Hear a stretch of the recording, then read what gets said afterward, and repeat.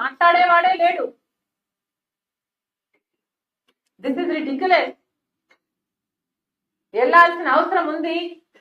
సర్కారు చేస్తున్నది అన్యాయం అయితే అన్యాయం అని చెప్పాల్సిన అవసరం ఉంది. సూపర్ 6 కేటాయింపులు ఎక్కడున్నాయని అడగాల్సిన బాధ్యత మీకుంది. ఇసుక దందా జరుగుతుందని చెప్పాల్సిన బాధ్యత ఉంది. బెడ్ షాపులు పుట్టుకొస్తున్నాయని మీరు ఫ్లోర్ ఆఫ్ ది అసెంబ్లీలో మాట్లాడాల్సిన అవసరం ఉంది. ఇవేవి బాధ్యతలుగా కనిపించటం లేదా? మళ్ళీ చెప్తున్నా, మీరు అసెంబ్లీకి వెళ్ళకపోతే రాజీనామాలు చేయండి. మీరు రాజీనామాలు చేయండి. ఈసారి మళ్ళీ మీరు నిలబడితే ప్రజలకు చెప్పండి, మేము అసెంబ్లీకి వెళ్ళము, మిమ్మల్ని గెలిపించినా మేము వెళ్ళము అని చెప్పండి. అప్పుడు మీరు ప్రజలు మీకు ఓటేస్తారేమో చూడండి. మీరు అలా రెఫరెండం తీసుకోగలిగితే ఇది చేయండి. కాబట్టి కాంగ్రెస్ పార్టీ డిమాండ్ చేస్తుంది, మీకు ధైర్యం లేకపోతే, మీకు ఆ